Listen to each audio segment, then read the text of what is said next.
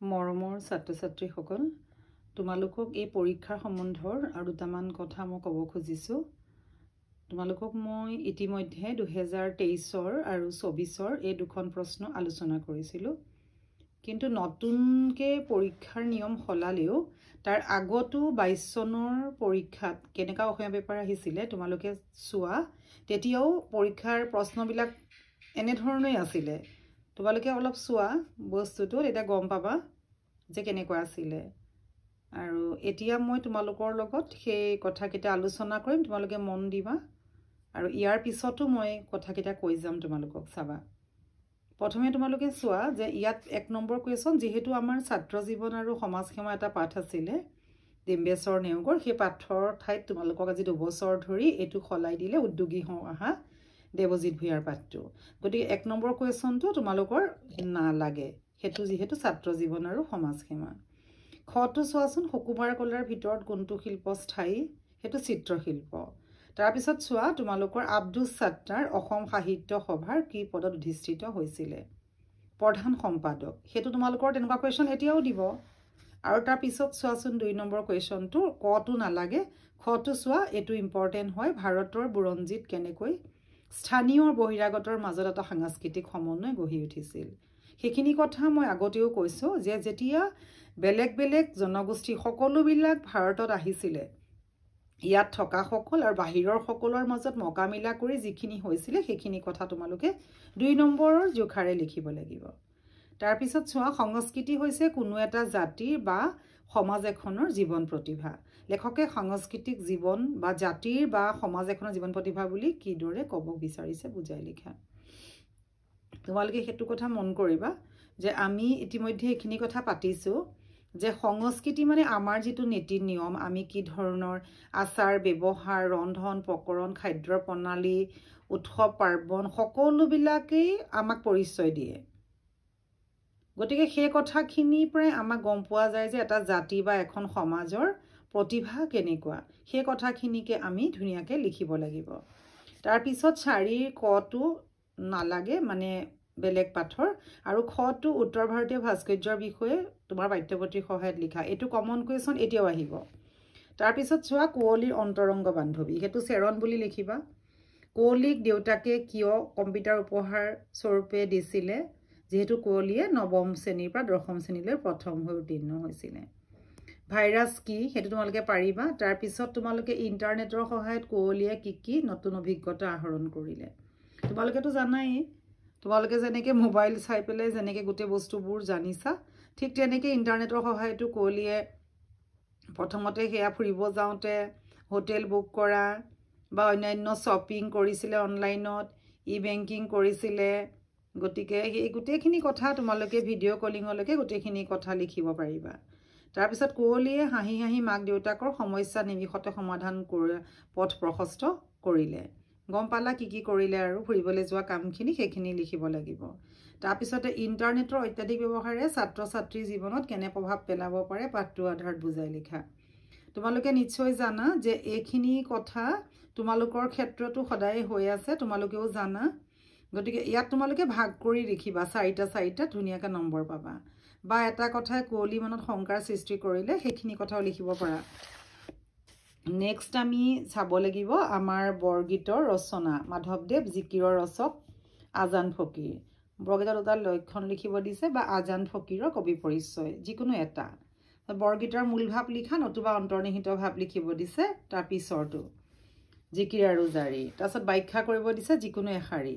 তাৰপৰা সৈয়দ আব্দুল মালিকৰ এখন কবিতা পুথি, বেডুইন বুলি লিখিব পাৰিবা।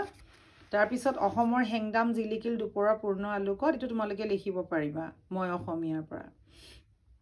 তাৰপিছতে মই অসমীয়া কবিতাটো অসমৰ অতীত গৌৰৱৰ চানেকি কিদৰে ফুটি উঠিছে বুজাই লিখা, সেইখিনি। তাৰপিছতে সন্ধি ভাঙা দিছে যিকোনো এটা, উমানন্দ, উমাযোগ আনন্দ, মহোৎসৱ, মহাযোগ উৎসৱ, সমন্বয়, সমযোগ উন্নয়। গুৰু শিষ্য, গুৰু আৰু শিষ্য, দ্বন্দ্ব সমাস, পঞ্চনদ, 5 নদীৰ, পঞ্চনদীৰ সমাহাৰ, দিগু সমাস, খেতিৰ পথাৰ, ষষ্ঠী তৎপুৰুষ। তাৰপিছতে ইয়াত মূৰ্ধন্য কিয় হৈছে? কণ্ট্ৰকটো স্বাভাৱিকতে হৈছে, উপসৰ্গৰ কাৰণে হৈছে, বৃহটো ৰি থকাৰ কাৰণে হৈছে। আৰু জ্যোতিচিন বহোৱাটো ৰীতাই ক'লে কমা, মই কিতাপ পঢ়োঁ ওপৰত উদ্ধাৰ চিন দি দাৰি দিবা আৰু হ্ৰাস হ'লে বিপৰীতটো হ্ৰাস বৃদ্ধি উৎকৃষ্ট নিকৃষ্ট অতিবৃষ্টি অনাবৃষ্টি এটা শব্দত প্ৰকাশ কৰা যিকোনো পক্ষ নলৈ নিৰপেক্ষ যাৰ দয়া মমতা নাই নিৰ্দয় যি কথা কোৱা উচিত নহয় অনুচিত অকথ্য বুলিও লিখিব পাৰা আৰু তলত দিয়া বাক্যটি সৰল বাক্যলৈ পৰিৱৰ্তন কৰা যিজন সৎ তেওঁক ঈশ্বৰে দয়া কৰে সৎ লোকক ঈশ্বৰে দয়া কৰে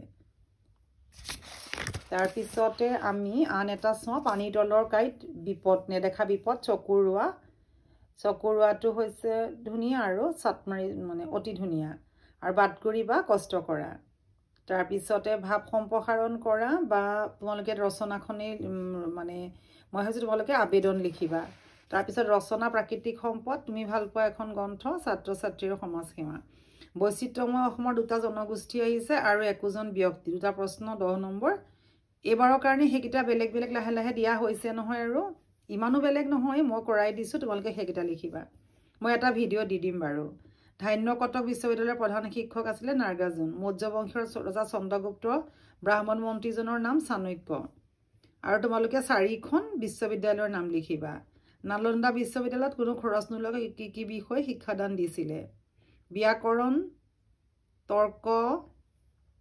তৰ্ক বিজ্ঞান চিকিৎসা বিজ্ঞান দৰ্শন আৰু আধ্যাত্ম বিজ্ঞানৰ ওপৰত দিয়া হৈছিলে আৰু আৰ্য শিক্ষাৰ কলাবিদ্যা কিমানটা 64টা প্ৰাচীন ভাৰতৰ বিদ্যালয়সমূহত আৰ্য শিক্ষাৰ কলাবিদ্যা কোন কোন বিভাগত দিয়াৰ ব্যৱস্থা আছিলে 11টাত দিয়াৰ ব্যৱস্থা আছিলে সেইকেইটা সাহিত্য গৃহপাল বিদ্যা ৰন্ধন বিদ্যা সাজসজ্জা আৰু পৰিষদ হাতেৰে কাম কৰা শিল্পবিদ্যা বিজ্ঞান সংগীত নাট্য শিষ্টাচাৰ আৰু শাৰীৰিক ব্যায়াম তাৰপিছত তোমালোকে এইটো লিখিব পাৰা আজিকালি শিক্ষাৰ লগত প্ৰাচীন ভাৰতৰ শিক্ষাৰ মূল পাৰ্থক্যৰ কথা বহলাই আলোচনা কৰা এইটো খুব সুন্দৰ প্ৰশ্ন এতিয়াও আহিব পাৰে তোমালোকে দুভাগ কৰি লিখিবা মই এইটো কৰাই থোৱা আছে তাৰপিছত তোমালোকৰ আহিলে কপিল মুনি মাতৃৰ নাম দেৱহূতি দেৱতাসকলে অমৃত খুৱাবলৈ কৃষ্ণই মোহিনী ৰূপ ধাৰণ কৰিছিলে তাৰপিছত তথাপি তোহাক দেখন্তে দৰত উৰি যা মোৰ হিয়া জিউ এইটো কৃষ্ণই কৈছিলে যশোদাক দেখি পেলাই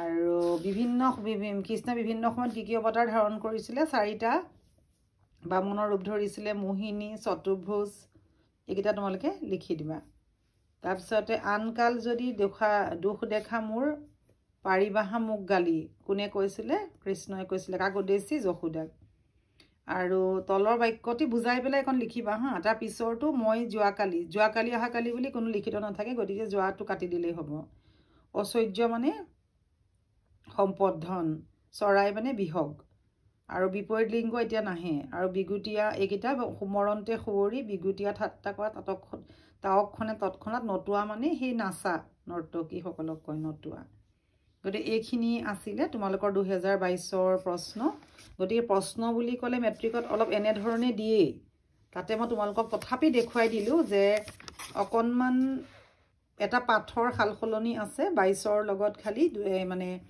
যিটো ছাত্ৰ জীৱন সমাজ সেৱাটোহে নাই বাকীখিনি তোমালোকৰ আছে গতিকে মই তোমালোকক আৰু এটা কথা কওঁ শুনা তোমালোকে ইয়াত কুৱেশ্যনবোৰ কৰিলে প্ৰশ্ন নম্বৰ ভালকৈ দিবা আৰু যেহেতু তোমালোকৰ ৰুল পাৰা বহি সবতে 8টা থাকিব গতিকে 8তে লিখিবা কিন্তু একদম লাষ্টলৈকে তাৰ পিছতো আকৌ এনেই এক্সেছকৈ নিলিখিবা আৰু তোমালোকে আৰু এটা কাম কৰিবা যে যিখিনি তোমালোকে অসমীয়া প্ৰতিটো কুৱেশ্যনই কৰিবা আৰু কিমান লিখিম নহয় প্ৰশ্নটোৱে যি বিচাৰে তোমালোকে সেয়াই লিখিবা আৰু সৰু প্ৰশ্নবিলাকো তোমালোকে প্ৰশ্ন লিখিব নালাগে উত্তৰটো লিখিলেই তোমালোকে 1 নম্বৰ পাবা আৰু প্ৰশ্নটোৱে কি সুধিছে সেইখিনি কথা যাতে মানে যোনে চাব তেখেতে যাতে বুজি পাব লাগিব আৰু এপ্লিকেশ্যনো মই তোমালোকক খুব ধুনীয়াকৈ দি থৈছোঁ তোমালোকে কৰিবা আৰু শেষত তোমালোকক মই আকৌ এবাৰ কৈছোঁ যে আমাৰ দুটামান কুৱেশ্যন আছে